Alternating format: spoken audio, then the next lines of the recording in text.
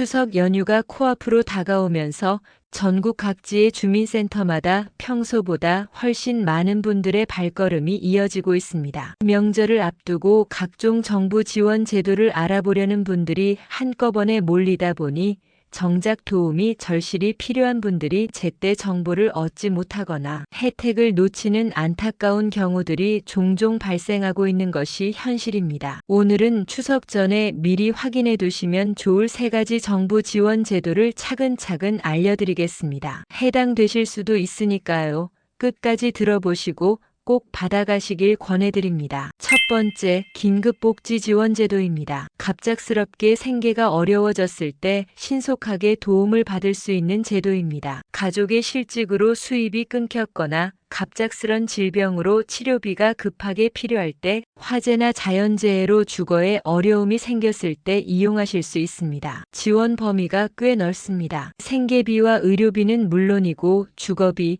교육비, 심지어 난방 연료비까지 포함됩니다. 가구원 수와 상황에 따라 수십만 원에서 100만 원을 넘는 지원도 가능합니다. 신청 방법은 2가지입니다. 주민센터에 직접 방문하시거나 보건복지상담센터 129번으로 전화 상담을 받으시면 됩니다. A. 나는 해당이 안 될 거야 하고 미리 포기하지 마시고 일단 상담부터 받아보시기 바랍니다. 생각보다 많은 분들이 지원 자격이 되는데도 불구하고 스스로 포기하거나 몰라서 놓치는 경우가 많습니다. 2번째, 재난적 의료비 지원 사업입니다. 나이가 들수록 가장 부담되는 게 바로 병원비와 약값인데요. 정부에서는 재난적 의료비 지원 제도를 마련해 수술이나 치료비가 너무 커서 생활이 어려워진 가정을 돕고 있습니다. 암치료, 심장수술, 희귀질환처럼 고액의 의료비가 발생했을 때 중위소득 이하 가구나 기초생활수급자,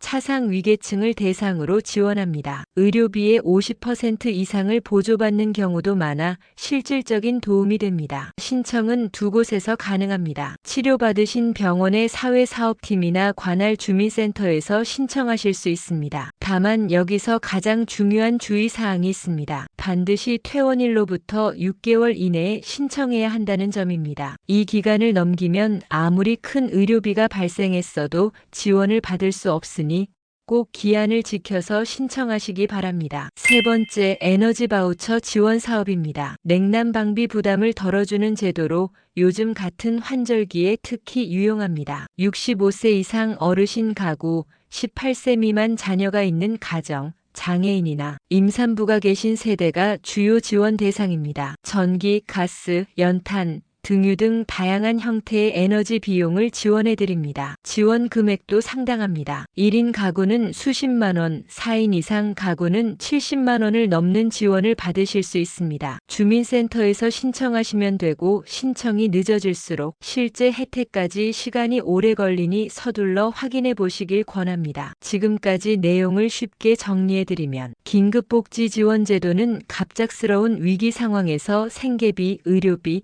주거비, 교육비, 연료비 등을 종합적으로 지원해주는 든든한 사회 안전망입니다. 재난적 의료비 지원 사업은 큰 병원비로 인해 경제적 어려움을 겪고 있는 가정에게 실질적인 도움을 주는 제도로 의료비의 상당 부분을 지원받을 수 있어 치료에 전념할 수 있도록 도와줍니다. 에너지 바우처 지원 사업은 냉난 방비 부담을 덜어주는 제도로 특히 취약계층이나 에너지 사용이 많을 수밖에 없는 가정에게 연간 수십만 원의 실질적인 지원을 제공합니다. 이런 좋은 제도들이 있어도 정보를 몰라서 혜택을 받지 못하거나 신청 절차가 복잡할 것이라고 미리 포기하시는 분들이 너무 많습니다. 필요하신 분들은 망설이지 마시고 꼭 신청하시길 바랍니다. 지금까지 추석 전 꼭 확인해야 할 정부 지원 제도에 대해 알려드렸습니다. 해당되는 분들은 놓치지 마시고 혜택을 챙기셔서 조금이라도 더 여유 있고 따뜻한 명절 보내시길 바랍니다. 도움이 되셨다면 좋아요와 구독 부탁드립니다.